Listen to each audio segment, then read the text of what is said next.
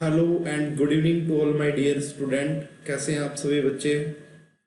तो भाई कल हमने बात की थी जीओसी में रेजोनेंस के बारे में और आप सभी बच्चों को काफ़ी अच्छे से वो सारी बातें समझ में भी आ गई होंगी। ठीक है, तो रेजोनेंस की कल हमने बात की थी कि रेजोनेंस क्यों होता है, क्या कंडीशन होनी चाहिए, कॉन्जुगेशन बेसिकली क्या होता है। ठीक है, hello Namika, Ramesh, Ayantika, Deepak, good evening to all of you, welcome. तो भाई जो स्टीरियो का डाउट सेक्शन था वो कल होगा, आज नहीं होगा। आज हम जीओसी ही कंटिन्यू करेंगे। स्टीरियो का जो डाउट सेक्शन है वो कल होगा संडे को। ठीक है ना। और अगर आप अभी तक और भी डाउट्स है तो भेजते रहना भाई, काफी बच्चों के डाउट आ गए हैं, तो वो डाउट सेशन कल डिस्कस करेंगे। ठीक है, कल को। तो चलिए भाई, गुड इवनिंग आप सभी को। तो चलिए शुरुआत करते हैं हमारा जीओसी का lecture number 4, journal organic chemistry में 04 की बात हम करेंगे, लेक्चर 4 की। और ये बेसिकली रेजोनेंस के बारे में ही रहेगा, ये वाला लेक्चर भी रेजोनेंस के बारे में पढ़ेंगे और भी काफी अच्छे से डिटेल में कि और किस किस टाइप के क्वेश्चन आपके रेजोनेंस के बन सकते हैं। ठीक है भाई, चलिए शुरुआत करते हैं। अब सभी बच्चे लगभग आ गए होंगे क्लास में, तो ज्यादा टाइम वेस्ट ना करते हुए बिल्कुल शुरुआत करते हैं। हेलो आशुतोष, किरण, अभिनय, रुचिता, समीक्षा, जागृता, जगराता शर्मा। ठीक है भाई, चलिए गुड इवनिंग, वेलकम सभी का। तो भाई कल हमने बात कर ली थी रेजोनेंस की और आपको चीजें भी समझ में आई होंगी। कुछ क्वेश्चन मैंने आपको दिए थे वो आपने ट्राई कर लिए होंगे, किसी को मेरे हिसाब से उनमें कोई डाउट होना नहीं चाहिए। अब देखो भाई, रेजोनेंस की बात करते हैं तो कुछ टॉपिक और निकल के आएंगे। रेजोनेंस की बात करते हैं तो ठीक है। सर आज डाउट क्लास नहीं होगा क्या? नहीं आशुतोष, डाउट क्लास कल होगा, संडे को कल डिस्कस करेंगे और परसों आपका टेस्ट लेंगे। अब कुछ बच्चे मुझे कह रहे थे हमारा अभी तक हुआ नहीं है। अभिनय, आप लगातार शुरू से जुड़े हुए हो, स्पेशली अभिनय ने कहा था कि अभी 50% हुआ। भाई ऐसे काम नहीं चलेगा, आप है ना पूरा कीजिए। 50% क्यों हुआ है अभी तक? आप स्लो चल रहे हैं। अगर 50% आपका हुआ तो सभी को टेस्ट देना है भाई। जिन लोगों को भी मतलब जिनने भी ये किया था कंटिन्यू स्टार्टिंग से साथ में है वो, तो उन सभी को टेस्ट देना चाहिए। और जो भी अभी टेस्ट नहीं देंगे वो बाद में दे लेना, रैंकिंग का आपको खुद को पता लग जाएगा। ठीक है, लेकिन आप कंपटीशन में पार्टिसिपेट करो, लगातार चीजें पढ़ो, असाइनमेंट सोल्व करो। कितना तो टाइम लगा है ना, फिर भी कह रहे हो कि 50% हुआ, ये गलत बात है। ठीक है, अंकित हेलो। तो देखो भाई, कल हमने रेजोनेंस के बारे में बात की थी, तो कुछ और कंपाउंड का डिस्कशन करते हैं कि और कैसे कैसे रेजोनेंस है जो आपको शो हो सकती हैं। तो और उसके बाद रेजोनेटिंग स्ट्रक्चर की स्टेबिलिटी के बारे में बात करेंगे।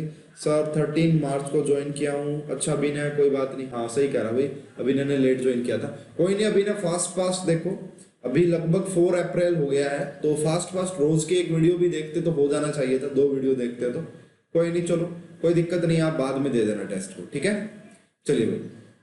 तब लेक्चर 14 चल रहा था, हाँ हाँ सॉरी, मुझे अभी ध्यान में आया ये बात, मुझे पता नहीं था, मुझे लगा कि आप स्टार्टिंग से ही जुड़े हुए हैं। ठीक है, कोई बात नहीं है। तो भाई बात करते हैं हमारी, जैसे कि आपने एक कंपाउंड का नाम सुना होगा भाई, नहीं सुना तो बता देता हूँ, इनऑर्गेनिक बेंजीन।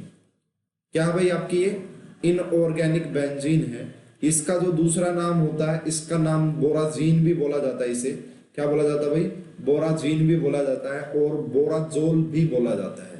ठीक है, बोराजोल। ये सारे ये किसके कंपाउंड, ये किसकी बात की जा रही है भाई? इनऑर्गेनिक बेंजीन, बोराजीन, बोराजोल, ये सारी आपकी देखो भाई, इस कंपाउंड को B3N3H6 B3N3H6 को इनऑर्गेनिक बेंजीन बोला जाता है। इस कंपाउंड में भी हमें रेजोनेंस देखने को मिलता है। कैसे? नो सर कोई बात नहीं है, यस ओके। इसके अंदर भी हमें रेजोनेंस देखने को मिलता है। एक आपके पास ऑर्गेनिक बेंजीन होती है, C6H6 होती है, बाद में इसका डिटेल डिस्कशन करूंगा, लेकिन मैं आपको रेजोनेंस पॉइंट ऑफ व्यू से बता रहा हूँ यहाँ पे कि क्या कुछ कहानी हो रही है यहाँ पे। बेसिकली बैकबॉन्डिंग आप समझ सकते हो। तो इसकी जो स्ट्रक्चर होती है इनऑर्गेनिक बेंजीन की, कुछ ऐसी स्ट्रक्चर होती है भाई। इस इनऑर्गेनिक बेंजीन के अगर आप स्ट्रक्चर देखो, इसके ऊपर जैम में क्वेश्चन आ चुका है भाई। इनऑर्गेनिक बेंजीन के ऊपर जैम में क्वेश्चन आ चुका है, ये बात आप जरूर नोट बना के लिख लें। तो यहाँ पे देखो, यहाँ पे हाइड्रोजन, ठीक है, वो कुछ अलग क्वेश्चन था, लाइक दैट रिलेटेड, तो यहाँ से है। तो ये आपका इनऑर्गेनिक बेंजीन होता है। अगर मैं आपसे पूछूं क्या यहाँ पे रेजोनेंस पॉसिबल है, इस कंपाउंड के अंदर क्या रेजोनेंस पॉसिबल है भाई? बताइए। सर तो बाद में दे देंगे तो रैंक मिलेगा ना? यस बिल्कुल मिलेगा भाई, रैंक मिलेगा, बाद में दोगे तो भी मिलेगा। अब देखो यार, इसमें मैंने आपको कल भी पढ़ाया था कि जैसे BF3, अब हमें पता है कि जो नाइट्रोजन है उसके पास एक लोन पेयर ऑफ इलेक्ट्रॉन होता है, इसी प्रकार इस नाइट्रोजन के पास भी एक लोन पेयर ऑफ इलेक्ट्रॉन रहा होगा, इसी प्रकार इस नाइट्रोजन के पास भी एक लोन पेयर ऑफ इलेक्ट्रॉन रहा होगा। तो इनके सभी के पास लोन पेयर ऑफ इलेक्ट्रॉन तो है नाइट्रोजन के पास, और ये जो बेसिकली बोरोन है इसके पास क्या वैकेंट p ऑर्बिटल रहा होगा? क्या वैकेंट p ऑर्बिटल्स है इस बोरोन के पास? यस, बिल्कुल, यहाँ पे आपका वैकेंट p ऑर्बिटल्स है। तो यहाँ पे अगर बात की जाए, यहाँ पे मान लेता हूं मैं कुछ ऐसे दिखा देता हूं कि ये रहा, और यहाँ पे मैंने कुछ दिखा दिया कि क्या ये वाला नाइट्रोजन इसको अपना लोन पेयर डोनेट कर सकता है? बिल्कुल कर सकता है। क्या ये वाला नाइट्रोजन इसको लोन पेयर डोनेट कर सकता है? बिल्कुल कर सकता है। क्या ये वाला नाइट्रोजन इसको लोन पेयर डोनेट कर सकता है? बिल्कुल कर सकता है। तो बेसिकली यहाँ पे भी आपको रेजोनेटिंग स्ट्रक्चर देखने को मिलती है। यहाँ पे भी आपको ये बेसिकली कौन सा कॉन्जुगेशन नजर आ रहा है भाई? तो ये मुझे कॉन्जुगेशन नजर आ रहा है, ए के ऊपर लोन पेयर है और बी के पास वैकेंट ऑर्बिटल है। तो ये भी क्या है भाई आपका, बेसिकली यहाँ पे भी रेजोनेंस हो रही है। और ऐसा नहीं है कि सिर्फ ये वाला नाइट्रोजन, देखो अब आपको यहाँ पे शायद लग रहा होगा कि यहाँ पे डबल बॉन्ड है, यहाँ पे सिंगल है। अरे भाई ये वाला नाइट्रोजन इसको भी तो लोन पेयर डोनेट कर सकता है, इस बोरोन को भी तो लोन पेयर डोनेट कर सकता है। तो इसीलिए भाई जो इनऑर्गेनिक बेंजीन होती है, बोराजोल होता है, बोराजीन होती है, उसके अंदर भी रेजोनेंस पॉसिबल होता है बैक बॉन्डिंग की वजह से। ठीक है, बैक बॉन्डिंग या इस टाइप के कॉन्जुगेशन की वजह से यहाँ पे भी हमको क्या देखने को मिलता है? रेजोनेंस देखने को मिलता है। तो इस कंपाउंड में भी रेजोनेंस होता है। यहाँ पे भी जो ओल बोरोन और नाइट्रोजन बॉन्ड होते हैं, क्या बोला मैंने? ओल बोरोन एंड नाइट्रोजन बॉन्ड की जो बॉन्ड लेंथ होती है, वो बॉन्ड लेंथ कैसी होती है भाई? जो वो बॉन्ड लेंथ होती है वो कैसी होती है? बॉन्ड लेंथ बिल्कुल सेम होगी। क्या होगी भाई? बिल्कुल सेम बॉन्ड लेंथ होती है। और इसको इनऑर्गेनिक बेंजीन बोले जाने का मतलब यही होता है कि आप इसको कंपेयर करके देखो, लाइक दैट ये बेंजीन जैसी ही दिख रही है और काफी प्रॉपर्टी सिमिलर होती है इसकी बेंजीन जैसी। जो आपकी ऑर्गेनिक बेंजीन होती है ना, उस जैसे ही इसकी काफी प्रॉपर्टीज, काफी सिमिलर प्रॉपर्टीज देखने को मिलती है। वहां काफी डिफरेंस भी है, उन डिफरेंस को डिस्कस करेंगे जब मैं आपको पी ब्लॉक पढ़ा रहा हूँ, ग्रुप नंबर 13 पढ़ा रहा हूँ, वहां पे डिस्कस करेंगे। अभी के पॉइंट ऑफ व्यू से ये भी बताना था कि जो इनऑर्गेनिक बेंजीन है उसके अंदर आपका रेजोनेंस पॉसिबल है, आपको साफ साफ दिख रही होगी। ठीक है भाई, समझ में आई बात आपको? उसके बाद देखो इसी टाइप की जो बॉन्डिंग आपको और भी बहुत जगह देखने को मिल सकती है। जैसे कि ये वाला कॉम्प्लेक्स हमने लिया भाई, देखना सभी बच्चे ध्यान से समझना कि ये वाला कॉम्प्लेक्स यहाँ पे लिए, ये बोरोन है, यहाँ पे हाइड्रोजन है और यहाँ पे आपका lone pair of electron pi bond है ये। क्या यहाँ पे भी रेजोनेंस पॉसिबल है? क्या इस कंपाउंड में रेजोनेंस पॉसिबल है? क्या? यस, बिल्कुल इस कंपाउंड में भी रेजोनेंस पॉसिबल है। यहाँ पे क्या है कि इसके पास वैकेंट p ऑर्बिटल्स है और यहाँ पे जो ये बना हुआ है पाई बॉन्ड, ये इन दो पैरेलल p ऑर्बिटल्स में बना होगा। तो ये किस टाइप का कॉन्जुगेशन आपको देखने को मिल रहा है भाई? तो यहाँ पे हमें A और B के बीच में डबल बॉन्ड नजर आ रहा है और जो आपका C है उसके पास हमें वैकेंट ऑर्बिटल देखने को मिल रहा है। क्या देखने को मिल रहा है भाई? वैकेंट ऑर्बिटल देखने को मिल रहा है। तो यहाँ पे भी बेसिकली है ना, यस, ओके, सभी को समझ में आ रहा है ना भाई? कमेंट करें। वैकेंट ऑर्बिटल है तो इसके अंदर भी आपका क्या पॉसिबल है? वैकेंट ऑर्बिटल है तो इसके अंदर भी आपका रेजोनेंस पॉसिबल होगा। ये वाला, इसको आप कुछ ऐसे भी दिखा सकते हो कि ये वाले क्या है, एक दूसरे के पैरेलल p ऑर्बिटल्स हैं। ये वाला जो पाई बॉन्ड यहाँ पे बना हुआ है, ये वाला पाई बॉन्ड आपका यहाँ पे भी मूव कर सकता है। तो इसके अगर आप रेजोनेटिंग स्ट्रक्चर बनाओगे तो कैसी रेजोनेटिंग स्ट्रक्चर आपको देखने को मिलेगी? तो देखो भाई, रेजोनेटिंग स्ट्रक्चर हमें कुछ ऐसी देखने को मिलेगी। यहाँ पे बोरोन था, ये हाइड्रोजन ऐसा कैसा, अब ये वाला डबल बॉन्ड आपका यहाँ पे आ चुका है, इसके ऊपर पार्शियल नेगेटिव चार्ज दिखाएंगे क्योंकि इसके पास लोन पेयर आया है।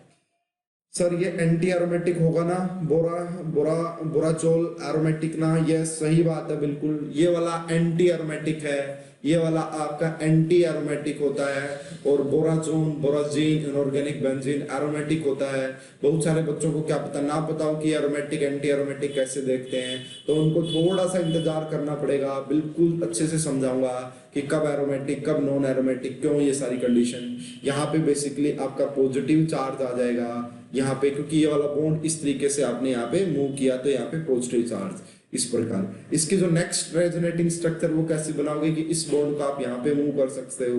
तो नेक्स्ट जो आपकी रेजोनेटिंग स्ट्रक्चर आपको यहाँ पे देखने को मिलेगी वो कुछ ऐसी देखने को मिलेगी कि ये बोरॉन ऐसा कैसा, ये हाइड्रोजन ऐसा कैसा। तो ये होगा बेसिकली, अब यहाँ पे आपका कैसा आ जाएगा, पॉजिटिव चार्ज आ जाएगा, है ना। ये डबल बॉन्ड अब यहाँ पे मूव कर गया और यहाँ पे आपका पॉजिटिव चार्ज आ गया है। अब आपको फिर से कैसे देखने को मिलेगी भाई, ठीक है। तो नेक्स्ट रेजोनेटिंग स्ट्रक्चर आपको कैसे देखने को मिलेगी कि ये वाला जो बॉन्ड है बेसिकली आपका, ठीक है, यस रुचिता, ओके, ये वाला बॉन्ड आप यहाँ पे मूव कर सकते हो। तो जैसे ही आप इस बॉन्ड को यहाँ पे मूव करोगे तो देखना भाई नेक्स्ट रेजोनेटिंग स्ट्रक्चर है वो आपको कैसी देखने को मिलेगी। तो वो आपको कुछ हक्कल रूल से एरोमेटिक देखा जाता है, यस। उसके अलावा भी बहुत सारे पॉइंट होते हैं भाई रमेश, वो तो है ही एक पॉइंट, लेकिन उसके अलावा भी बहुत सारे पॉइंट होते हैं हमारे पास, ठीक है। हक्कल रूल तो होता ही होता है, बिल्कुल जरूरी है वो तो। अब ये वाला बॉन्ड आपका बेसिकली यहाँ पे शिफ्ट हो गया है, ये डबल बॉन्ड यहाँ पे था, यहाँ पे आपका पॉजिटिव चार्ज आ गया है। अब आप यहाँ पे हाइड्रोजन एटीसी, देखो भाई एक बात और जो काफी इंपॉर्टेंट है, जो मैंने समझानी थी कल, मैंने बताया था कि रेजोनेटिंग स्ट्रक्चर में सिर्फ आपका electron pair, delocalization of electron होता है, एटम की पोजीशन कभी भी चेंज नहीं होती। ये वाली पॉइंट आप याद रखना है। इससे जो आप नेक्स्ट रेजोनेटिंग स्ट्रक्चर बना सकते हो वो कैसे बना सकते हो भाई, इस बॉन्ड को आप यहाँ पे मूव कर सकते हो। इस बॉन्ड को अगर आप यहाँ पे मूव करोगे तो आपको नेक्स्ट रेजोनेटिंग स्ट्रक्चर कैसी देखने को मिलेगी, ये बोरॉन हाइड्रोजन यहाँ पे हो गया, ये डबल बॉन्ड यहाँ पे आ गया और ये वाला पॉजिटिव चार्ज यहाँ पे आ गया और ये वाला यहाँ पे आ गया। उसके बाद एक और रेजोनेटिंग स्ट्रक्चर पॉसिबल है, ठीक है, साइक्लिक प्लेनर हक्कल रूल, यस बिल्कुल। और फिर से मैं कहूंगा और भी काफी चीजों का ध्यान रखना पड़ता है। अब इस बॉन्ड को जब आप यहाँ पे मूव करोगे तो आपको फाइनली यहाँ पे क्या देखने को मिल जाएगी, फाइनली आपको आपकी ये वाली जो कि स्टार्टिंग में थी वैसी ही देखने को मिलेगी कि यहाँ पे डबल बॉन्ड, यहाँ पे डबल बॉन्ड। तो देखो इसमें क्या होता है, अगर आपने देखा तो बहुत सारी रेजोनेटिंग स्ट्रक्चर बेसिकली हमने बनाई यहाँ पे। एक ये खुद थी, ये लास्ट में वैसी की वैसी बन गई, 1 2 3 4, ठीक है, बेसिकली 5 रेजोनेटिंग स्ट्रक्चर है। अगर इसका रेजोनेंस हाइब्रिड बनाया जाए, इसका रेजोनेंस हाइब्रिड बनाया जाए तो एक बात नोट कर लेना भाई, ऐसे क्वेश्चन में जो ध्यान रखने वाली बात होती है ना, ये देखो पहले आप सिंगल बॉन्ड बनाओ, सारे सिंगल बॉन्ड बनाओ, उसके बाद यहाँ पे डबल बॉन्ड जो नेगेटिव, ये देखो डबल बॉन्ड यहाँ पे भी, यहाँ पे भी, यहाँ पे भी, यहाँ पे भी, यहाँ पे भी, यानी कि पूरे कॉम्प्लेक्स में आपका डबल बॉन्ड आ रहा है और हर जगह डेल पॉजिटिव भी आ रहा है। यहाँ पे भी डेल पॉजिटिव आया था, यहाँ पे भी डेल पॉजिटिव, इस पे भी डेल पॉजिटिव, इस पे भी डेल पॉजिटिव, इस पे भी डेल पॉजिटिव, और इस सारे डेल पॉजिटिव को हम क्या दिखा देते हैं, अंदर ही डेल पॉजिटिव लिख देते हैं। तो ये बेसिकली भाई इस टाइप की रेजोनेटिंग स्ट्रक्चर भी होती हैं, आपको देखना है इनको। तो ये 2 एग्जांपल मैंने और करवा दिए। अब देखो भाई रेजोनेटिंग तो मैंने आपको समझा दी है। अच्छा भाई एक बार क्वेश्चन की बात करते हैं, है ना, एक क्वेश्चन की बात करते हैं जो समझाना है आपको मैंने काफी अच्छे से। जैम 2020 में ही आपसे पूछा गया था भाई, जैम 2020 में पूछा गया था वो क्वेश्चन। तो ये रहा भाई क्वेश्चन, ये क्वेश्चन है भाई आपका प्रीवियस ईयर क्वेश्चन की अगर बात करें बेसिकली। तो इस क्वेश्चन को बड़ा ध्यान से देखिए भाई, अब मैं समझा सकता हूं आपको काफी अच्छे से इस क्वेश्चन को। इन्होंने बोला है ये जैम 2020 का क्वेश्चन है भाई, जैम 2020 में ये क्वेश्चन आया था आपका जो रिसेंटली अभी हुआ है, the correct statement of the flowing structure. अब देखो इन्होंने बोला क्या first second third resonating structure है क्या। देखो भाई अगर आप इसके रेजोनेटिंग स्ट्रक्चर बनाओगे तो मैं बेसिकली अगर बना के देखो, पहली चीज आप ये चीज नोट करो कि यहाँ पे हाइड्रोजन हमें यहाँ पे नजर आ रहा है फर्स्ट पे, और यहाँ पे हमें सेकंड पे नजर आ रहा है, ठीक है। और यहाँ पे हाइड्रोजन देखो आप कहाँ कहाँ पे नजर आ रहा है, फर्स्ट और थर्ड पे नजर आ रहा है, ठीक है। तो क्या ये रेजोनेटिंग स्ट्रक्चर हो सकती है, क्या ये रेजोनेटिंग स्ट्रक्चर हो सकती है? बिल्कुल भी नहीं। अगर आप इसके रेजोनेटिंग स्ट्रक्चर बनाओगे तो कैसे रेजोनेटिंग स्ट्रक्चर पॉसिबल हो सकते हैं भाई। यहाँ पे आप इस बॉन्ड को यहाँ पे मूव कर सकते हो और ये वाला लोन पे इसको डोनेशन दिखा सकते हो। तो जो अगर आपको इसके रेजोनेटिंग स्ट्रक्चर ही अगर बनानी हो जाए तो मैं बना के दिखा देता हूँ भाई आप कैसे इसके रेजोनेटिंग स्ट्रक्चर को बना सकते हो, है ना। ये बेसिकली आपका यहाँ पे नाइट्रोजन है, ठीक है, ये आपका नाइट्रोजन था यहाँ पे।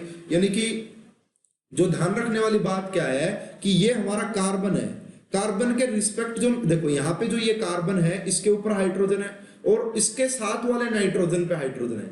यहाँ पे ये वाला आपका कार्बन है और इसके थर्ड पोजीशन पे हाइड्रोजन है। कभी भी रेजोनेटिंग स्ट्रक्चर में एटम्स की पोजीशन चेंज नहीं होती है। इसका मतलब ये तो कन्फर्म है कि 1 और 2 कोई रेजोनेटिंग स्ट्रक्चर नहीं है। कोई भी रेजोनेटिंग स्ट्रक्चर वो नहीं है। तो पहला ऑप्शन कट कर देते हैं, दूसरा ऑप्शन भी कट कर देते हैं, क्योंकि 1 और 2 कोई रेजोनेटिंग स्ट्रक्चर नहीं है। क्या 1 और 3 रेजोनेटिंग स्ट्रक्चर है क्या? अरे भाई ये वाला जो कार्बन है, जो सिर्फ कॉन्जुगेशन हो रहा है वो इतने पार्ट में हो रहा है, यहाँ पे जो कॉन्जुगेशन हो रहा है वो सिर्फ इतने पार्ट में हो रहा है, और यहाँ पे जो कॉन्जुगेशन हो रहा है वो पूरे कंपाउंड में हो रहा है। तो कैसे पॉसिबल है? तो फर्स्ट और 3 आपका ये भी एक दूसरे के रेजोनेटिंग स्ट्रक्चर नहीं है। तो बेसिकली इस क्वेश्चन का जो करेक्ट आंसर आना था ना, वो 1 2 3 आर द करेक्ट आंसर, की एक कॉन्स्टिट्यूशनल आइसोमर है। यहाँ पे देखो, यहाँ पे कार्बन पे एक हाइड्रोजन था और इसके बगल वाले नाइट्रोजन पे हाइड्रोजन था। यहाँ पे कार्बन पे एक हाइड्रोजन जरूर था, इसके तीसरे नंबर वाले नाइट्रोजन पे, इसके तीसरी पोजीशन पे, यानी कि अगर ये 1 है 2 है या 3 पे हाइड्रोजन था, और यहाँ पे दोनों हाइड्रोजन एक पे ही हैं, तो यहाँ पे basically these are constitutional isomer, these are structural isomer. Position change नहीं होता है, 1 2 3 में चेंज हो रहा है। बिल्कुल सही कहा रुचिता ने। तो बड़ा बेसिक क्वेश्चन पूछा था, लेकिन बहुत सारे टीचर भी कंफ्यूज थे इस क्वेश्चन में आंसर को देने में, है ना। तो बड़ी बेसिक सी बात थी भाई, तो हर पॉइंट को बड़ा ध्यान से, बड़ा बेसिक तरीके से आपको पढ़ना है, सीखना है। क्या मेरी बात समझ पाए? चलिए भाई, अब वापिस से हमारे टॉपिक पे आते हैं। ठीक है, वापिस से हमारे टॉपिक पे आते हैं भाई। तो जो कुछ एप्लीकेशन, वैसे 1 2 क्वेश्चन करवा देता हूं मैं, है ना, 1 2 क्वेश्चन मैं आपको करवा देता हूं भाई, जैसे कि कैसे कैसे क्वेश्चन बन सकते हैं रेजोनेंस पे। तो वैसे तो डिटेल में बात करेंगे, चलो बाद में बात करेंगे एप्लीकेशन ऑफ रेजोनेंस के बारे में, ठीक है ना। तो अब हम बात करते हैं भाई, हमारे पास स्टेबिलिटी ऑफ रेजोनेटिंग स्ट्रक्चर। किसकी बात करते हैं भाई? स्टेबिलिटी ऑफ रेजोनेटिंग स्ट्रक्चर की बात करते हैं भाई। स्टेबिलिटी ऑफ रेजोनेटिंग स्ट्रक्चर की बात करते हैं कि अगर आपके पास एक से ज्यादा रेजोनेटिंग स्ट्रक्चर है ना, और हमें पता भी है कि कंपाउंड में हमारे पास एक से ज्यादा क्या बहुत सारी रेजोनेटिंग स्ट्रक्चर पॉसिबल हो सकती है। तो कौन सी रेजोनेटिंग, अगर आपको 3 रेजोनेटिंग स्ट्रक्चर दे दे एग्जामिनर और आपसे पूछे कि कौन सी रेजोनेटिंग स्ट्रक्चर ज्यादा स्टेबल है, तो आप कैसे बताओगे? ठीक है, उसके बारे में बात करते हैं। तो यहाँ पे बात हो रही है स्टेबिलिटी। तो भाई कुछ पॉइंट आपको याद रखने हैं, और ये ऑर्डर में ही आपको याद रखने हैं। जिस ऑर्डर में आपको मैं बता रहा हूं उसी ऑर्डर में आपको ये पॉइंट्स याद रखने हैं। तो सबसे पहला जो पॉइंट यहाँ पे देखने को मिलता है कि आपका बेसिकली न्यूट्रल जो रेजोनेटिंग स्ट्रक्चर होती है। 1 मिनट रुको भाई, दोबारा बना लेता हूँ इसको ना, स्पेलिंग थोड़ी सी गलत होगी, स्पेलिंग तो अभी भी गलत होगी। जो न्यूट्रल आरएस होती है वो आपका ज्यादा स्टेबल होती है चार्ज्ड आरएसए से। ये बात आप जरूर ध्यान में रखना। जो आपकी न्यूट्रल रेजोनेटिंग स्ट्रक्चर होती है ना, वो हमेशा चार्ज्ड रेजोनेटिंग स्ट्रक्चर से ज्यादा स्टेबल हुई है, क्योंकि चार्ज अगर कहीं पे आए हैं वो काफी अनस्टेबल होते हैं। Which contain maximum positive charge, which contain maximum positive charge मतलब, ठीक है। तो भाई न्यूट्रल नहीं भाई, ऐसा नहीं कह रहा मैं, सबसे स्टेबल न्यूट्रल कंपाउंड, सही बात है। तो न्यूट्रल में देखो यार, वो न्यूट्रल है ना, उसके ऊपर कोई चार्ज नहीं है, ना उसके ऊपर कोई पॉजिटिविटी है, ना उसके ऊपर कोई नेगेटिविटी है, बिल्कुल न्यूट्रल है, बिल्कुल न्यूट्रल है, जीरो स्टेट में है, कोई टेंशन नहीं है ना, कोई इनकम की टेंशन नहीं, कोई गरीबी की टेंशन नहीं, कुछ नहीं। यहाँ पे चार्ज जो स्पीसीज होते हैं वो बेसिकली अनस्टेबल देखे जाते हैं भाई। जो ये बात आपको हमेशा सबसे पहले ध्यान में रखनी है कि न्यूट्रल रेजोनेटिंग स्ट्रक्चर की ज्यादा स्टेबिलिटी होती है चार्ज्ड रेजोनेटिंग स्ट्रक्चर से। उसके बाद जो सेकंड पॉइंट देखा जाता है भाई, अगर आपको लगे कि दोनों ही चार्ज्ड हैं, अब आपको लगे कि दोनों ही चार्ज्ड रेजोनेटिंग स्ट्रक्चर है, तो वहां पे आप देख सकते हो कि मोर number of covalent bond, more number of covalent bond, अगर आपके ज्यादा कोवलेंट बॉन्ड है वो ज्यादा स्टेबल होती है as compare to lesser number of covalent bond, lesser number of covalent bond. तो ये वाला पॉइंट भी आपको ध्यान में रखना है, लेकिन इसका इतना ज्यादा यूज नहीं होगा। तीसरा जो पॉइंट है वो काफी ज्यादा इंपॉर्टेंट होता है, उसको समझना भाई। तीसरा जो यहाँ पे पॉइंट हमें देखने को मिलता है वो ये देखने को मिलता है भाई, एक मान लो दोनों ही आपके पास कैसी है, चार्ज्ड रेजोनेटिंग स्ट्रक्चर है, दोनों ही रेजोनेटिंग स्ट्रक्चर कैसी है, चार्ज। अब एक हो कि सभी एलिमेंट का ऑक्टेट कंप्लीट हो, एक ऐसी रेजोनेटिंग स्ट्रक्चर है वो चार्ज जरूर है लेकिन all elements follow octet rule, सभी एलिमेंट का ऑक्टेट कंप्लीट है, तो इसका मतलब वो ज्यादा स्टेबल होता है as compare to incomplete octet. चाहे एक ही कंपाउंड का इनकम्प्लीट ऑक्टेट क्यों ना हो। तो ये बात भी आपको ध्यान में रखनी है कि अगर आपके पास सबसे पहले न्यूट्रल की रेजोनेटिंग स्ट्रक्चर की स्टेबिलिटी सबसे ज्यादा होती है, उसके बाद आपका मोर नंबर ऑफ कोवलेंट बॉन्ड देख सकते हैं, या आप ऑर्डर वाइज भी देखना भाई, ये ऑर्डर वाइज सबसे पहले आपको देखना न्यूट्रल, ये सारी बातें आपको देखनी है। But sir this is valid for same compound, हाँ ये वाली बात सही भाई, जो ये आपका बेसिकली बताया गया है ये वाला पॉइंट, ये आपका सेम कंपाउंड के लिए वैलिड होती है, ठीक है बिल्कुल सही बात है। लेकिन भाई सेम कंपाउंड की ही तो रेजोनेटिंग स्ट्रक्चर पूछेगा ना आपसे, एक ही कंपाउंड की तो 5-6 रेजोनेटिंग स्ट्रक्चर बना के पूछेगा ना, तो रेजोनेटिंग सेम कंपाउंड की ही तो रेजोनेटिंग स्ट्रक्चर आएंगी, उन्हीं के लिए पॉइंट वैलिड है ये बेसिकली।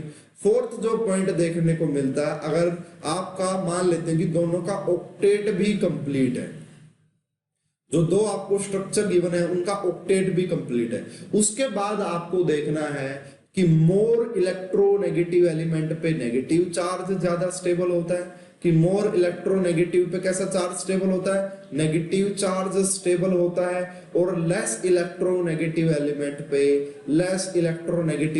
पे कैसा चार्ज स्टेबल होता है भाई, पॉजिटिव चार्ज स्टेबल होता है, पॉजिटिव चार्ज स्टेबल होता है। ये वाला पॉइंट भी आपको ध्यान में रखना है। Less formal charge more stability, more stable, बिल्कुल सही है किरण, ये वाला पॉइंट भी आप लिख सकते हैं। Less formal charge more stable बोल सकते हैं। उसके बाद भाई हम जो नेक्स्ट पॉइंट लिख सकते हैं, फिफ्थ पॉइंट जो आपका यूज होता है ज्यादा, वो ये है कि भाई एडजेसेंट पोजीशन पे, एडजेसेंट जो आपकी पोजीशन होती है वहां पे आपके जो पॉजिटिव चार्ज हो, यानी कि सेम चार्ज तो हाईली अनस्टेबल होते हैं।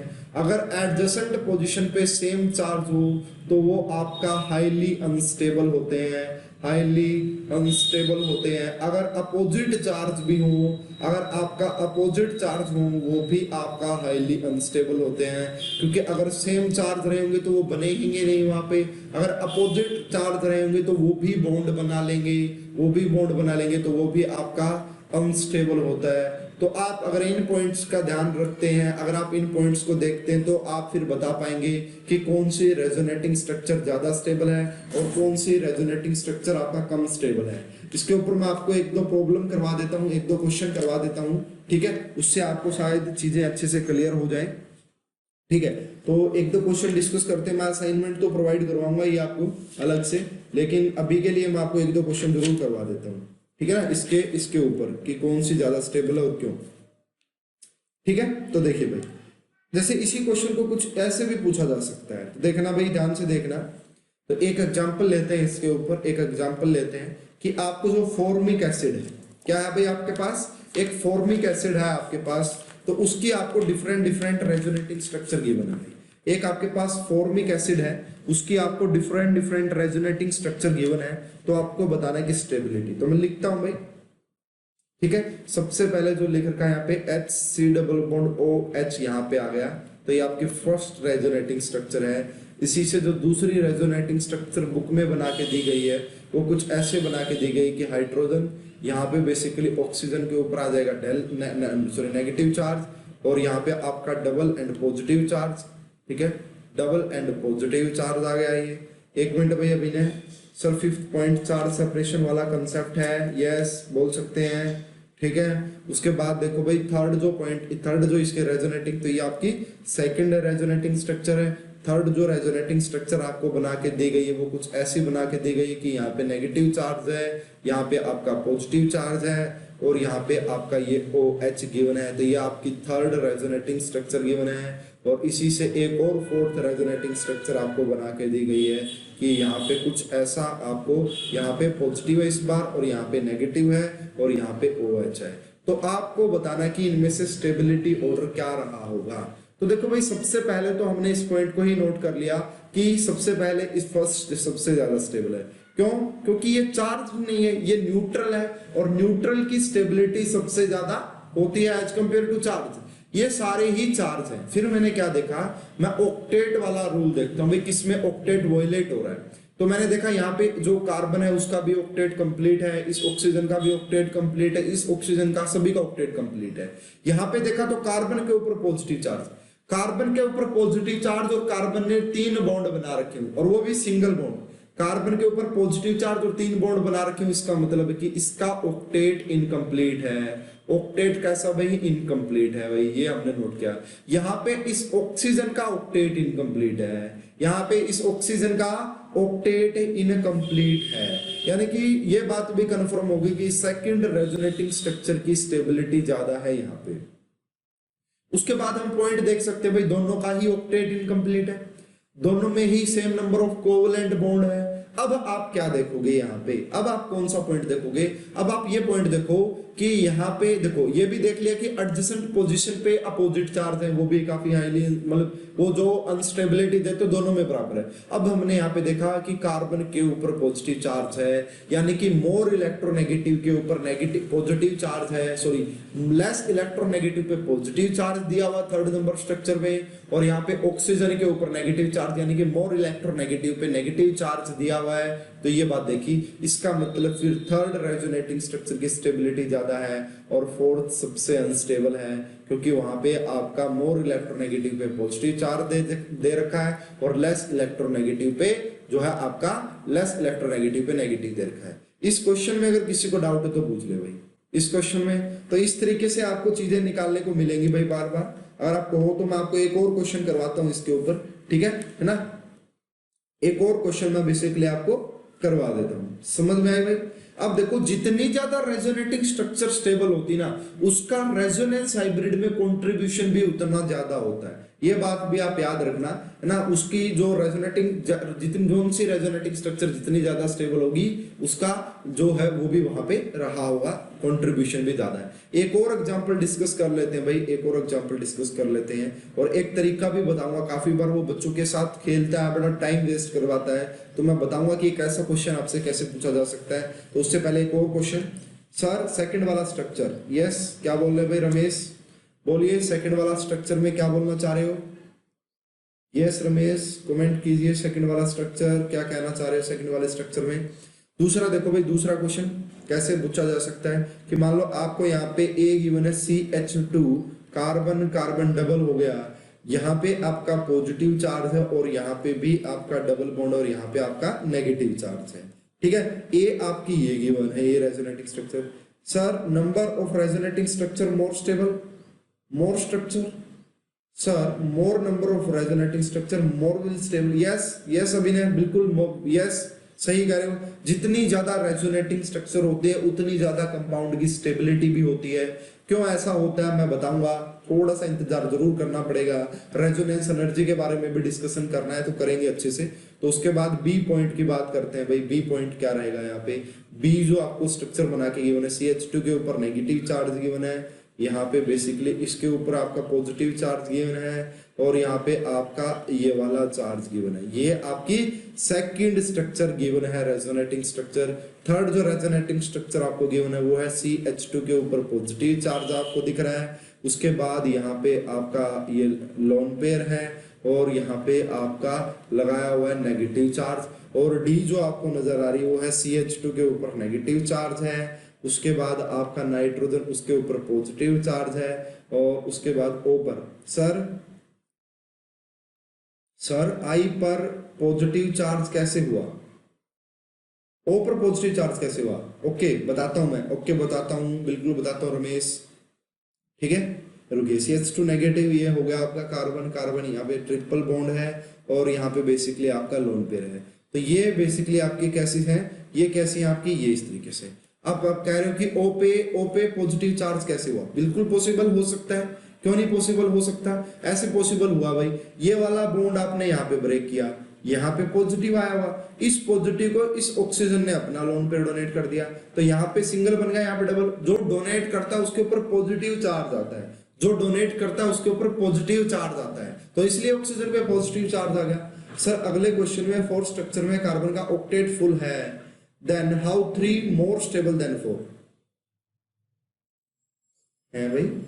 सर अगला क्वेश्चन में फोर्थ स्ट्रक्चर में कार्बन का ऑक्टेट फुल है। अगले क्वेश्चन की किसकी बात कर रहे हो भाई, इस एग्जांपल की बात कर रहे हो, इस एग्जांपल की बात कर रहे हो क्या आप, इसको इस एग्जांपल की बात कर रहे हो जुगराता। देखते हैं भाई, देखते हैं, रुको एक बार आप सुनो बात। सबसे पहले हमें क्या देखना है भाई, चार्ज और न्यूट्रल। तो हमने देखा कि कोई भी न्यूट्रल नहीं है, सारे ही चार्ज हैं। उसके बाद हम देखते हैं बेसिकली यहाँ पे कि उसके बाद क्या देखते हैं भाई, ऑक्टेट वाला देख लेते हैं, ठीक है। उसके बाद क्या देख लेते हैं, ऑक्टेट वाला रूल देख लेते हैं, या फिर आप कोवलेंट बॉन्ड वाला रूल देख लो भाई। कोवलेंट बॉन्ड किसमें ज्यादा नजर आ रहे हैं आपको? तो देखो भाई, अगर बात की जाए कोवलेंट बॉन्ड देखा जाए तो बेसिकली यहाँ पे क्या है कि 1 2 3 4 है, यहाँ पे 3 कोवलेंट बॉन्ड है, यहाँ पे भी 3 है, और यहाँ पे आपका 4 है। तो इन दोनों का कंपैरिजन देखेंगे, यहाँ पे भी ज्यादा है कोवलेंट बॉन्ड, यहाँ पे भी ज्यादा कोवलेंट बॉन्ड। उसके बाद हमने देखना है कि इसका भी ऑक्टेट कंप्लीट है, ए में ऑक्टेट कंप्लीट है, और यहाँ पे भी सभी का ऑक्टेट कंप्लीट है, ए और डी में सभी का ऑक्टेट कंप्लीट है। ये बात समझ पाए मेरी बात? ठीक है जी, बिल्कुल। अब देखो भाई, ऑक्टेट वाला भी देखा, यहाँ पे हमने देखा कि पॉजिटिव चार्ज बीच वाले पे है, ठीक है। यहाँ पे देखा कि बीच पे, अब यहाँ पे देखो नाइट्रोजन पे ही नेगेटिव चार्ज है फर्स्ट क्वेश्चन में। अच्छा, फर्स्ट क्वेश्चन की बात करो, ओके मैं बताता हूँ भाई फर्स्ट क्वेश्चन की बात। फर्स्ट क्वेश्चन में आप कह रहे हो सर अगले क्वेश्चन में 4 स्ट्रक्चर में कार्बन का ऑक्टेट फुल है, then how 3 more stable than 4? कहाँ है भाई? अरे कार्बन का ऑक्टेट तो कंप्लीट है जगराता, लेकिन ऑक्सीजन का तो नहीं है ना। हमें तो पूरे कंपाउंड में देखने को मिलता है ना, ऑक्सीजन का ऑक्टेट कंप्लीट नहीं है। अब आप ध्यान देखो, ऑक्सीजन का कैसे कंप्लीट नहीं है भाई? ऑक्सीजन के पास 6 वैलेंस इलेक्ट्रॉन होते थे, तो 6 में से एक तो शेयर कर दिया उसने इसके साथ, यानी कि अब कितने बच गए थे? 5 बच गए थे। 5 में से देखो, और एक पॉजिटिव का मतलब एक किसी को डोनेट कर दिया, तो इसके पास 7 इलेक्ट्रॉन है इस ऑक्सीजन के पास, तो इसका ऑक्टेट इनकम्प्लीट है। तो ऑक्टेट इनकम्प्लीट दोनों में ही है, थर्ड में भी ऑक्टेट इनकम्प्लीट है, वहां पे कार्बन का ऑक्टेट इनकम्प्लीट है, और फोर्थ स्ट्रक्चर में आपका ऑक्सीजन का ऑक्टेट इनकम्प्लीट है, इसलिए आपका ऑक्टेट तो दोनों में ही इनकम्प्लीट है। उसके बाद हमने देखा कि मोर इलेक्ट्रोनेगेटिव पे नेगेटिव चार्ज, और उसके बाद हमने कंपैरिजन किया इस पॉइंट का भाई। क्या ये वाला पॉइंट समझ में आया भाई जगराता आपको? बोलिए, क्लियर है? ठीक है भाई। अब इस क्वेश्चन की बात करनी थी भाई हमें, तो अब ये नेक्स्ट क्वेश्चन पे आते हैं भाई। नेक्स्ट क्वेश्चन पे हमने देखा कि इन दोनों का कंपैरिजन बनेगा क्योंकि इनमें मोर नंबर ऑफ कोवलेंट बॉन्ड है। अब यहाँ पे मैंने देखा कि नाइट्रोजन पे देखो ये पॉजिटिव तो कॉमन है, नाइट्रोजन पे पॉजिटिव, नाइट्रोजन पे पॉजिटिव कॉमन है। यहाँ पे आपका इस नाइट्रोजन पे ऑक्सीजन है, सॉरी नाइट्रोजन पे नेगेटिव चार्ज, और यहाँ पे कार्बन पे नेगेटिव चार्ज है। किस पे नेगेटिव चार्ज ज्यादा स्टेबल होता है? नाइट्रोजन पे ज्यादा स्टेबल है, इसीलिए ए की स्टेबिलिटी सबसे ज्यादा होगी। ए की स्टेबिलिटी सबसे ज्यादा, क्योंकि वहां पे मोर इलेक्ट्रोनेगेटिव पे नेगेटिव चार्ज ज्यादा स्टेबल है। क्या है वहां पे? मोर इलेक्ट्रोनेगेटिव एलिमेंट के ऊपर कैसा चार्ज है? नेगेटिव चार्ज है, और यहाँ पे कार्बन के ऊपर है, तो ए सबसे ज्यादा स्टेबल, फिर डी। क्यों इन दोनों का कंपैरिजन क्यों किया? क्योंकि इन दोनों में ही यहाँ का आपके नंबर ऑफ कोवलेंट्स बॉन्ड ज्यादा है as compare to B and C. अब बी और सी को कैसे कंपेयर करेंगे भाई, है ना? अब बात ये आती है कि बी और सी को कैसे कंपेयर करेंगे। अब देखो भाई, यहाँ पे CH2 पॉजिटिव दिख जाए ना आपको कहीं पे भी, आपको कहीं पे भी CH2 पॉजिटिव दिख जाए, मतलब ऑक्टेट इनकम्प्लीट है। तो यहाँ पे इसका ऑक्टेट इनकम्प्लीट है, और यहाँ पे देखना पड़ेगा भाई इसका भी। देखो नाइट्रोजन के पास 5 वैलेंस इलेक्ट्रॉन होते थे, 2 तो शेयर कर लिए, 2 शेयर कर लिए, और एक किसी को डोनेट कर दिया। तो अगर देखा जाए ना, यहाँ पे 1 2 3 4 इसका ऑक्टेट इनकम्प्लीट है, दोनों का ही ऑक्टेट इनकम्प्लीट है। उसके बाद क्या पॉइंट देखोगे भाई यहाँ पे? उसके बाद क्या पॉइंट देखोगे? सी की ज्यादा स्टेबिलिटी बता रहा है अभी ने कि सी ज्यादा स्टेबल है। उसके बाद पॉइंट हमें जो देखना पड़ेगा, यहाँ पे देखो भाई, अब यहाँ पे एडजेसेंट पोजीशन पे पॉजिटिव चार्ज लगे हुए हैं। किस पे? एडजेसेंट पे। अगर आपको ये भी बात समझ में नहीं आती है, वैसे तो हाईली अनस्टेबल होता है भाई। देखो यहाँ पे ये बात काफी स्टेबल लग रही है कि नाइट्रोजन के ऊपर नेगेटिव चार्ज स्टेबल होता है, कार्बन के ऊपर पॉजिटिव चार्ज स्टेबल होता है, तो इसलिए भाई सी ज्यादा स्टेबल है, और सबसे अनस्टेबल होगा बी। किसी बच्चे को इस क्वेश्चन में अगर डाउट तो पूछ ले भाई, है ना? रेजोनेटिंग स्ट्रक्चर के क्वेश्चन काफी अच्छे अच्छे देखने को मिलते हैं हमें एग्जाम में, तो आपको बिल्कुल चीजें क्रिस्टल क्लियर होनी चाहिए, अच्छे से सारी बातें समझ में आपको आनी चाहिए। किसी स्टूडेंट को कोई डाउट है तो बताएं भाई, ठीक है, इन क्वेश्चंस में। अब मैं एक और आपको क्वेश्चन बताऊंगा भाई, वो क्वेश्चन कई बार एग्जाम में पूछा जा चुका है, तो बच्चों को बड़ा कंफ्यूज करते हैं भाई उस क्वेश्चन को देके, ठीक है ना? बच्चों को क्या किया जाता है? बड़ा कंफ्यूज किया जाता है, ठीक है? तो उस क्वेश्चन की बात करेंगे भाई। जैसे ये क्वेश्चन आपका IIT में ही आ चुका भाई पहले, ठीक है? शायद सर, शायद नहीं, बिल्कुल सही कहा आपने। ये क्वेश्चन देखना भाई, इस क्वेश्चन की ट्रिक बताता हूं आपको। ये क्वेश्चन काफी अच्छा क्वेश्चन है, और इससे आपको एक हिंट मिलेगी, है ना? इससे आपको क्या मिलेगी? ये क्वेश्चन आ चुका है भाई जेई में आता है, ये जेई एडवांस में आ सकता है, काफी अच्छा क्वेश्चन है, टाइम आपका खराब करवा सकता है क्वेश्चन ये आ जाए। देखो भाई मैं आपको ऑर्थो नाइट्रोफिनोक्साइड आयन है क्या भाई, हमारा एग्जांपल नंबर 3 है। इसमें मुझे ट्रिक बतानी, इसलिए सर बी वाला रेजोनेटिंग स्ट्रक्चर कैसे बनेगा। यस ओके, इन्होंने कहा है कि बी वाला रेजोनेटिंग स्ट्रक्चर कैसे बनेगा, तो देखो भाई बिल्कुल बना के बताएंगे आपको। देखो भाई यहां से बनेगा sir, how to determine linear और क्रॉस कॉन्जुगेशन, बिल्कुल बताएंगे। अभी ने थोड़ा सा इंतजार कीजिए, बिल्कुल बताएंगे, सब कुछ बताएंगे। जब मैं कह दूं ना जीओसी खत्म हो गई तो तुम फिर पूछना डाउट, ठीक है। अगर कोई एटम पर नेगेटिव चार्ज रहता है तो उसका ऑक्टेट क्या होगा वो देखना पड़ेगा रमेश। मैं बता देता हूँ ऑक्टेट कैसे देखते हैं, शायद बच्चों को प्रॉब्लम आ रही है ऑक्टेट कैसे देखते हैं, मैं बता देता हूँ अभी। रमेश रुको, पहले मैं आशुतोष के क्वेश्चन का जवाब देता हूँ कि बी रेजोनेटिंग स्ट्रक्चर कैसे बन गई, है ना। ये बात उनको समझानी पड़ेगी भाई, कैसे बनी बी रेजोनेटिंग स्ट्रक्चर। तो भाई बी रेजोनेटिंग स्ट्रक्चर कैसे बनी होगी उसको समझना है हमें। तो भाई इसको एक बार रुको, देखते हैं कि बी कैसे बनी है आपकी। ठीक है, यहाँ पे बी रेजोनेटिंग स्ट्रक्चर कैसे बनी, देखो भाई बी ऐसे बनी है, ठीक है ना। फिर ये पॉजिटिव तो नहीं आएगा ना यहाँ पे। देखिए यहाँ पे है कि कुछ ऐसे बन सकती है भाई, ये इस बॉन्ड को आप यहाँ पे ब्रेक कर दो, यहाँ पे नेगेटिव आएगा, ठीक है, यहाँ पे पॉजिटिव आएगा। इस पॉजिटिव को इसने यहाँ से डोनेशन हुआ भाई, ये डोनेशन होगा तो ट्रिपल बॉन्ड बनेगा ना, ठीक है। हमें यहाँ पे डबल दिखाना और यहाँ पे नेगेटिव दिखाना है। इस बॉन्ड को यहाँ पे ब्रेक किया, इससे इससे फिर पॉजिटिव खत्म हो जाएगा भाई।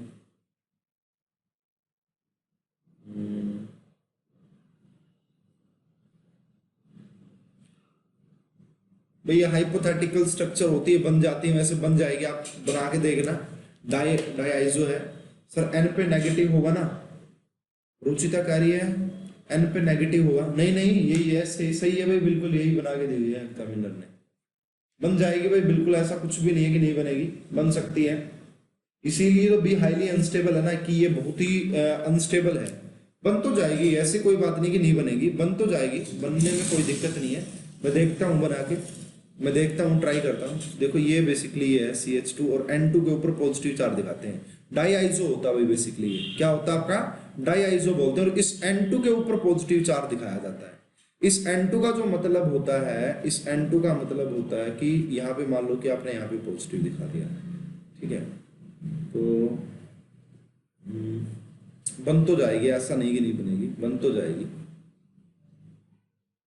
भाई। हाइपोथेटिकल स्ट्रक्चर होती है, बन जाती होगी, लेकिन हमें स्टेबिलिटी कंपेयर, क्या पता हाइपोथेटिकल क्वेश्चन भी बना दिया हो, हाइपोथेटिकल बना दी हूँ, हाइपोथेटिकल होती है, ठीक है। नहीं रुचिता ऐसा जरूर नहीं है, बिल्कुल पॉसिबल है, हाइपोथेटिकल स्ट्रक्चर होती है, और बना दिया होगा कोई दिक्कत नहीं है।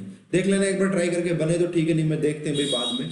अभी इस क्वेश्चन के ऊपर आओ एक बार। अच्छा दूसरा डाउट क्या था कि हाँ ऑक्टेट कैसे देखते हैं, तो भाई देखो जैसे ये है मेरे पास, ये मेरे पास अगर CH2 नेगेटिव है एक मेरे पास, और एक मेरे पास CH2 पॉजिटिव, इन दोनों का ऑक्टेट देखना है। इसी प्रकार एक मेरे पास O नेगेटिव है और एक ये किसी के साथ जुड़ा हुआ, मान लो ये भी किसी के साथ जुड़ा हुआ है, ये भी किसी के साथ जुड़ा हुआ है, और एक मेरे पास O पॉजिटिव है। ज्यादातर आपको यही देखने को मिलेंगी। एक मेरे पास नाइट्रोजन पॉजिटिव है, ये भी किसी के साथ बॉन्ड बनाया हुआ है ना, ठीक है। एग्जाम में स्टेबिलिटी कंपैरिजन आता है, बस आता तो है बिल्कुल, लेकिन वो अपनी नॉलेज के लिए पूछ रहे थे तो कोई दिक्कत वाली बात है नहीं, लेकिन कोई बात नहीं भाई बताएंगे। एक आपके पास ये हो भाई, इनमें आपको देखना कि ऑक्टेट कैसे कंप्लीट है कैसे कंप्लीट नहीं है, ठीक है। हाइपोथेटिकल होती है यार, बना देंगे, है ना, कोई भी हाइपोथेटिकल स्ट्रक्चर बना लीजिए, है ना।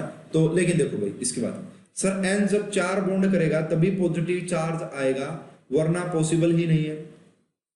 N 4 बॉन्ड करेगा तभी, जभी तो ये स्टेबल नहीं है, जभी तो ये एग्जिस्ट नहीं करती, सभी जभी तो ये बी सबसे हाईली अनस्टेबल आया है, कि ऐसी रेजोनेटिंग स्ट्रक्चर हाईली अनस्टेबल होती है। लेकिन उन्होंने बना के तो दिया है ना कि बन सकती है, पॉसिबल हो सकते हैं, हाइपोथेटिकल ऐसा कुछ भी बन सकता है, तो पॉसिबल हो सकती है भाई, ऐसा कुछ नहीं है कि नहीं पॉसिबल हो, ठीक है ना, बिल्कुल पॉसिबल हो सकती है। अब ऐसे तो आप कह सकते हैं, ऐसे तो आप कह सकते हैं कि सी भी पॉसिबल नहीं है, फिर तो सी कैसे पॉसिबल हुआ। अच्छा भाई, अच्छा अच्छा अच्छा, एक मिनट रुको, एक मिनट रुकना भाई, एक मिनट रुकना। अच्छा लोन पेड तो है ना एज इट इज, ये लोन पेड तो एज इट इज है, कुछ है नहीं यार, कोई बात नहीं, ठीक है। ऐसे तो फिर सी भी पॉसिबल नहीं होगी, लेकिन ये हाइपोथेटिकल रेजोनेटिंग स्ट्रक्चर होती है भाई, सी तो बनी हुई वो है वही ऐसे। अब देखो ये ऐसे बन तो सकती है ना ये वाली भी, देखना इससे एक और रेजोनेटिंग स्ट्रक्चर बनाई जा सकती है। जैसे ये वाली बन सकती है कि इस नाइट्रोजन ने अपना लोन पेयर डोनेट किया, यहाँ पे पॉजिटिव आया और ये एज इट इज रहा, इसके ऊपर आपका कैसा चार्ज आ गया, पॉजिटिव तो था, ये न्यूट्रल होगा। तो ये भी एक रेजोनेटिंग स्ट्रक्चर पॉसिबल हो सकती है। ये तो बना के दी गई है ना पहले ही बना के, तो सी से ये पॉसिबल हो सकती है। सी से इसलिए ये भी पॉसिबल होगी यार, कैसे न कैसे करके, जब इसको डोनेट करेगा ये।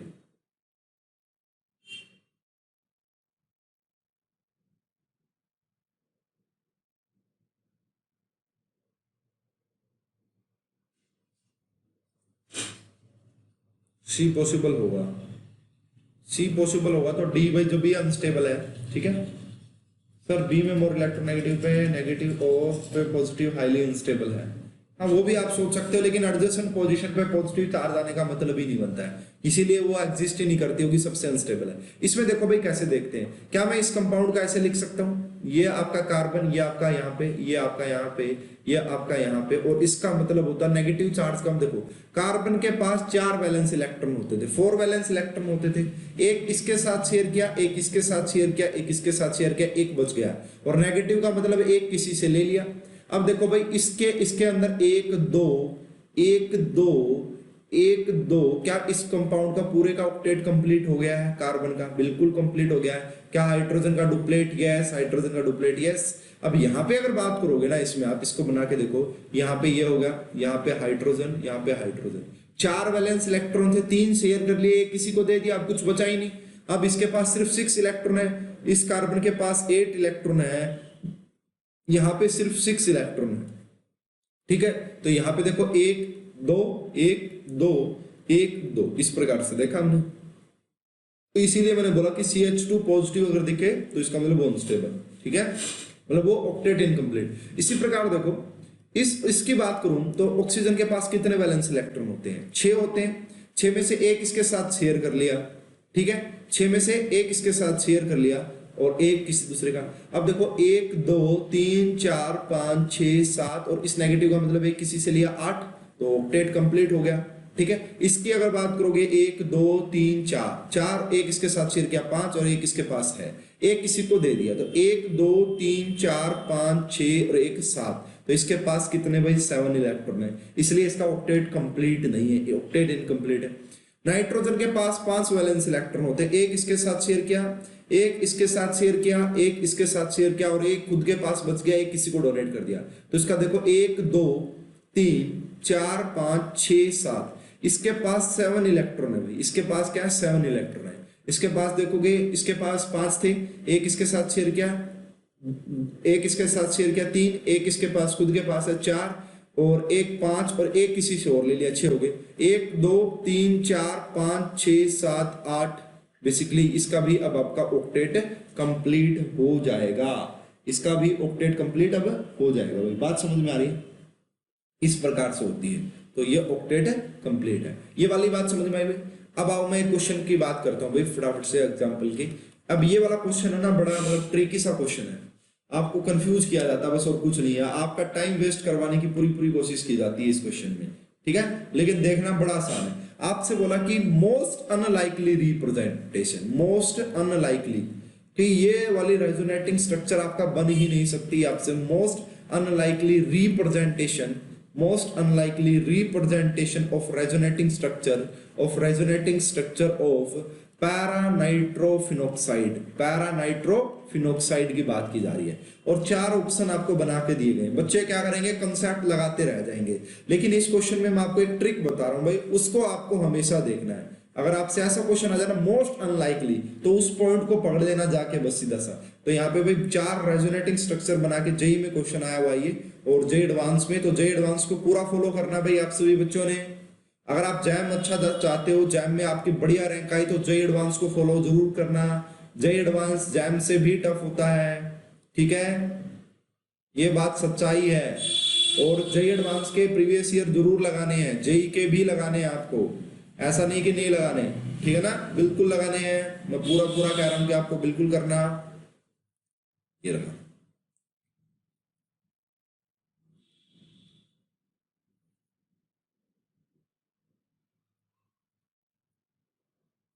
ये बेसिकली नेगेटिव है।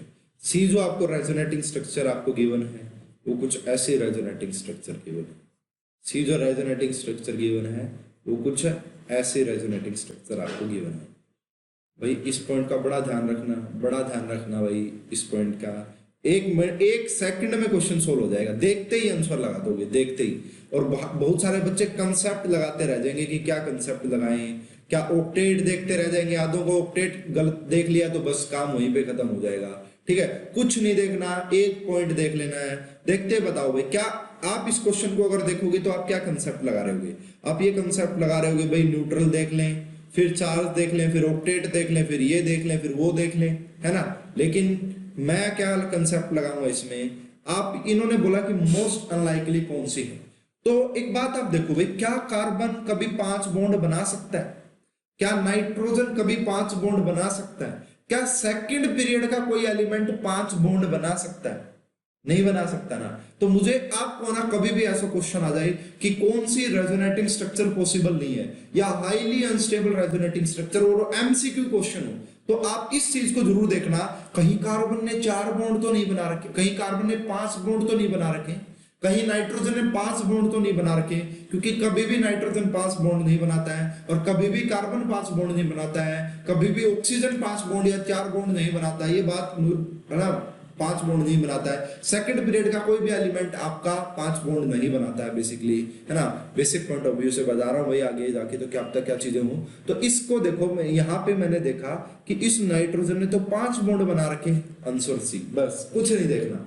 तो ये बात आप जरूर ध्यान में रखना है कि इस क्वेश्चन का डायरेक्ट आंसर क्या आ गया, सी आ गया कि यहाँ पे नाइट्रोजन ने 5 बॉन्ड। और आप में से बहुत सारे बच्चे, है ना, अभी कमेंट करके बताएंगे मुझे कि हम सर इसमें ये देख रहे थे कि ऑक्टेट किसका इनकम्प्लीट है, किसके ऊपर नेगेटिव कहाँ है, पॉजिटिव कहाँ है, क्या है। कुछ नहीं देखना, आपको एक बात देखनी है कि कहीं कार्बन या नाइट्रोजन 5 बॉन्ड तो नहीं बना रहा किसी रेजोनेटिंग स्ट्रक्चर में, क्योंकि वो आपकी हाईली अनस्टेबल होती है, वो कभी पॉसिबल ही नहीं है कि ऐसा कुछ हो जाए। तो इसलिए मैंने कहा कि इस टाइप के क्वेश्चन पे आपको फोकस करना है, सी इज द करेक्ट आंसर। आई भाई बात समझ में? किसी बच्चे को कोई डाउट? किसी बच्चे को कोई डाउट? ठीक है ना भाई। तो लगातार क्वेश्चन आ रहे हैं भाई, लगातार क्वेश्चन आ रहे हैं रेजोनेंस पे। ठीक है, तो रेजोनेंस काफी इंपॉर्टेंट टॉपिक हो जाता है। यस सर, हम देख रहे थे, आप ये देख रहे थे ना, मुझे पता है कि बच्चे देखते हैं, है ना, और टाइम वेस्ट करते हैं, टाइम वेस्ट भी करते हैं और क्वेश्चन भी गलत करके आ जाते हैं। टाइम तो वेस्ट करते ही करते हैं और कई बार क्वेश्चन भी गलत करके आ जाते हैं। तो इन बातों का ध्यान रखना भाई, गलती मत करना। ऐसा कभी भी आए ना लिस्ट स्टेबल रेजोनेटिंग स्ट्रक्चर, तो ध्यान देना कि ऐसा कुछ तो पॉसिबल नहीं है ना। फ्रैक्शन ऑफ सेकंड में क्वेश्चन सोल्व हो रहा है आपका, देखते ही पता लग रहा है, बस सी आंसर, और कुछ देखना ही मत कभी भी।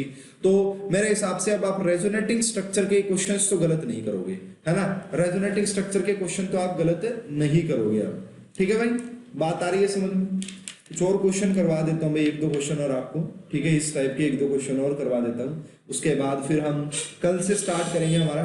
सर जो 5 बॉन्ड बना रहा है वो नहीं बनेगा, नहीं बनेगा भाई, वो नहीं होगा, नहीं होगा, इसीलिए वो लीस्ट स्टेबल है। हाँ अनामिका, वो नहीं होगा ना, वो नहीं होगा, इसीलिए वो लीस्ट स्टेबल है। कभी भी नाइट्रोजन 5 बॉन्ड बना नहीं सकता, ऑक्टेट का वायलेशन हो रहा है, ठीक है, तो नहीं होगा बेसिकली उस चीज की, आप बात को ध्यान में रखना। देखो भाई, कुछ ऐसे क्वेश्चन भी पूछे जा सकते हैं, वैसे जनरल एक क्वेश्चन करवा रहा हूँ आपको। कल से हम रेजोनेंस एनर्जी के कंसेप्ट के बारे में देखेंगे, कल से हम मेसोमेरिक इफेक्ट के बारे में देखेंगे। अभी थोड़ा सा बता ही देता हूँ चलो रेजोनेंस एनर्जी के बारे में कि what is your resonance energy, कि आपकी रेजोनेंस एनर्जी क्या होती है। ठीक है, अब हम बात करते हैं हमारा रेजोनेंस एनर्जी क्या होती है। तो इसके ऊपर भी क्वेश्चन पूछा जा सकता है भाई, 2 कंपाउंड दे देंगे, बोलेंगे किसकी रेजोनेंस एनर्जी ज्यादा होती है। तो आप इस चीज को ऐसे समझ सकते हो कि आपकी जो मोस्ट स्टेबल रेजोनेटिंग स्ट्रक्चर है, ठीक है, मोस्ट स्टेबल जो रेजोनेटिंग स्ट्रक्चर, मोस्ट स्टेबल जो RS है, और जो रेजोनेंस हाइब्रिड है, जो रेजोनेंस हाइब्रिड है। देखो सबसे स्टेबल तो रेजोनेंस हाइब्रिड होता है, जितना ज्यादा स्टेबल उसकी उतनी कम एनर्जी। सर डी में मेटा पे रेजोनेंस नहीं होगा ना? यस, डी में मेटा पे रेजोनेंस नहीं होगा ना, डी में मेटा पे रेजोनेंस नहीं होगा। अरे भाई सब कुछ हो सकता है, रेजोनेटिंग स्ट्रक्चर पॉसिबल हो सकती है। अरे ये ऐसे बनाई है, ये वाली स्ट्रक्चर ऐसे बनाई कि इस बॉन्ड को यहाँ पे ब्रेक किया और इसको यहाँ पे किया है, ठीक है, तो ये यहां से हो रहा है, ये इसके रिस्पेक्ट में तो ऑर्थो पे है ना। अंकित आपकी बात सही है, वो मैं एक्सप्लेन करूंगा। अरे ये इससे बनाया है कि इस O नेगेटिव को यहाँ पे ब्रेक किया गया, इस O नेगेटिव को यहाँ पे ब्रेक कर दिया, ये यहाँ से बनाई है, इसके रिस्पेक्ट में तो ऑर्थो पे है ना। वो है कि नाइट्रो से नहीं आ रहा है इसके ऊपर, लेकिन ये अलग है कहानी, ठीक है, इसके रिस्पेक्ट में। चलो भाई मुझे आगे वाला कंसेप्ट बताने दो। अब क्या भाई, मान लिए कि एक रेजोनेंस हाइब्रिड होता है, तो ये मान लो कि आपकी ऊपर की तरफ आपकी एनर्जी इंक्रीज हो रही है, ठीक है, क्योंकि रेजोनेंस एनर्जी, जो रेजोनेंस हाइब्रिड है वो सबसे स्टेबल फॉर्म होती है, वो रियल स्ट्रक्चर होती है, उसकी एनर्जी सबसे कम होती है। उसके बाद मान लो कि आपके पास RS1 है जो कि हाईली अनस्टेबल है, RS2 है और RS3 है, मान लिया 3 रेजोनेटिंग स्ट्रक्चर, और ये आपका लास्ट में रेजोनेंस हाइब्रिड है। तो जो ये डिफरेंस होता है आपका, ये मैंने मान लिया कि मोस्ट स्टेबल रेजोनेटिंग स्ट्रक्चर है, मोस्ट स्टेबल RS है, ये क्या आपकी मोस्ट स्टेबल RS है। तो ये जो आपकी मोस्ट स्टेबल RS है और ये जो रेजोनेंस हाइब्रिड है, जो रेजोनेंस हाइब्रिड है और जो ये आपका मोस्ट स्टेबल रेजोनेटिंग स्ट्रक्चर है, इनके बीच का जो ये डेल्टा E होता है, इनके बीच का जो ये एनर्जी डिफरेंस होता है, इसी एनर्जी डिफरेंस को बोला जाता है रेजोनेंस एनर्जी। स्टेबिलिटी होगा तो डीलॉकलाइजेशन ऑफ इलेक्ट्रॉन की वजह से ना, यस सही बात है। अब देखो कि अब जैसे कि अभिनय ने भी कहा था कि more the number of resonating structure more will be the stability of complex. क्यों? क्योंकि जितनी ज्यादा रेजोनेटिंग स्ट्रक्चर होगी, उन रेजोनेटिंग स्ट्रक्चर का रेजोनेंस हाइब्रिड में कंट्रीब्यूशन बहुत ज्यादा रहा होगा, तो रेजोनेंस हाइब्रिड का बहुत ज्यादा स्टेबल भी देख। तो जो आपकी मोस्ट स्टेबल रेजोनेटिंग स्ट्रक्चर होती है और जो आपका रेजोनेंस हाइब्रिड होता है, उनके बीच का जो एनर्जी डिफरेंस होता है, इसी को बोला जाता है रेजोनेंस एनर्जी। और resonance energy is an energy release, ये बात आप जरूर ध्यान में रखना कि ये एक्सोथर्मिक टाइप की होती है भाई। रेजोनेंस एनर्जी क्या होती है? एनर्जी रिलीज होती है। एनर्जी क्या होती है? रिलीज होती है भाई, ये बात आप याद रखना है ना, एनर्जी रिलीज होती है ये बात। रेजोनेंस एनर्जी अगर मैं बताऊं बेसिकली इसको कि आप कैसे डिनोट कर सकते हैं इसको, तो बेसिकली इसके बारे में आप लिख सकते हैं, मैं बताता हूं इसके बारे में पॉइंट आपको कि क्या पॉइंट बेसिकली आप लिख सकते हैं इसके लिए, ठीक है। रेजोनेंस एनर्जी की बात हम यहाँ पे कर रहे हैं। स्टेबिलिटी होगी तो डीलोकलाइजेशन की वजह से इलेक्ट्रॉन, अच्छा वही कमेंट है। तो बेसिकली ये बात तो आपको सभी को समझ में आ गई जो मैंने आपको बताया है। Energy release when compound attains, देखो ये बात तो मैंने आपको बता दी है कि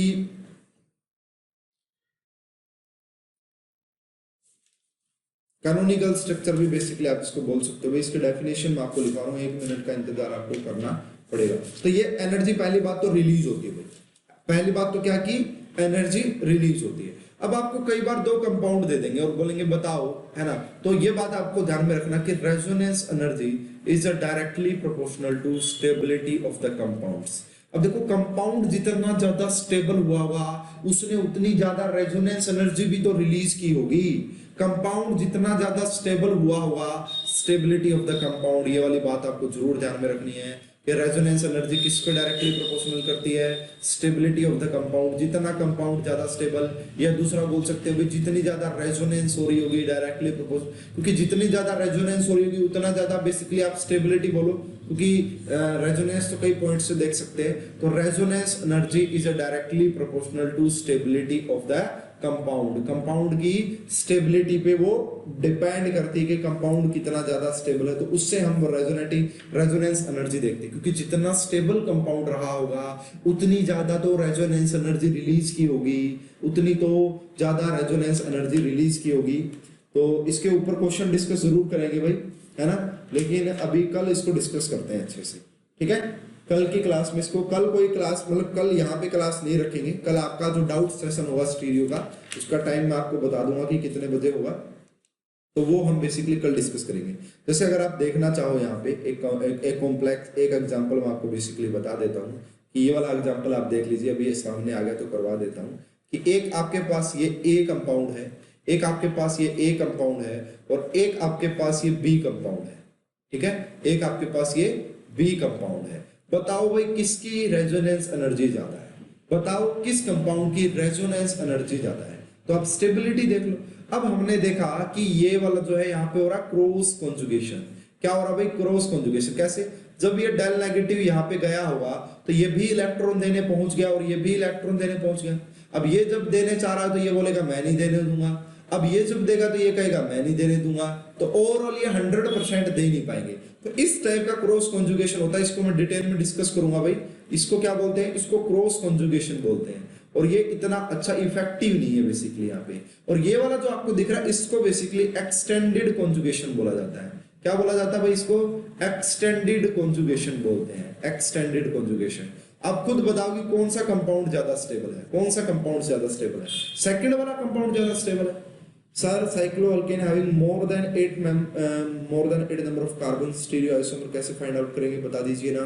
ओके आशुतोष बताता हूँ, अभी बताता हूँ। तो यहाँ पे आपकी बी की रेजोनेंस एनर्जी ज्यादा स्टेबल होती है ए से, बी की रेजोनेंस एनर्जी ज्यादा स्टेबल होती है ए से। बात समझ में आई या नहीं आई, बात समझ में आई या नहीं आई, ठीक है। क्यों, क्योंकि बी में एक्सटेंडेड कॉन्जुगेशन वो ज्यादा स्टेबल है, इस तरीके से देख सकते हैं। अच्छा भाई बी ज्यादा होगा, सही कहा, साइक्लोअल्कीन, ठीक है मैं समझ गया भाई। अब बेसिकली ये क्वेश्चन किया जा रहा है यहाँ पे, वैसे ये क्वेश्चन स्टीरियो का है भाई, जो भी बाद में रिकॉर्डेड देख रहे हैं इस वीडियो को। जैसे ये वाला कंपाउंड यहाँ पे 8 मेंबर की रिंग है, इसमें आपको देख रहा है कि इसके आइसोमर, तो इसके 2 आइसोमर, ये वाला जो अगर आपको दिखे 8 मेंबर की रिंग है और यहाँ पे एक डबल बॉन्ड लगा हुआ है, तो इसका मतलब ये आपका सिस ट्रांस 2 आइसोमर्स हो रहेगा, एक सिस होगा और एक ट्रांस होगा, ठीक है। इसमें क्या प्रॉब्लम आई भाई बताओ। और वैसे मैंने ज्योमेट्रिकल के असाइनमेंट सोल्व करवाए ना, काफी डिस्कस क्वेश्चन किए हैं। बताओ भाई आशुतोष क्या क्या पूछ रहा है, sir cycloalkene having more than 8 number of carbon find कैसे करेंगे। बस आप डबल बॉन्ड देख लो, एक डबल बॉन्ड दिख गया, इसका मतलब यहाँ पे एक सिस ट्रांस है, 2 डबल बॉन्ड दिखे तो कोई कहानी नहीं है, साइक्लोअल्कीन होना चाहिए, है ना, साइक्लोअल्कीन, और 8 से ज्यादा, ठीक है। Extended conjugation and linear conjugation are same, yes yes yes Abhinay, extended conjugation linear conjugation एक ही बात बोल सकते हैं। एक्सटेंडेड कॉन्जुगेशन का मतलब कि कॉन्जुगेशन लंबा चल रहा है, ठीक है, और क्रॉस कॉन्जुगेशन का मतलब कि क्रॉसिंग हो रही है, क्रॉसिंग हो रही है, क्रॉसिंग, ठीक है, लाइक दैट, ठीक है। साइक्लोनीन, साइक्लोनोनिन में बताना। अच्छा भाई साइक्लोनोनिन बना लो भाई, कोई भी, है ना, कोई भी कंपाउंड, 1 2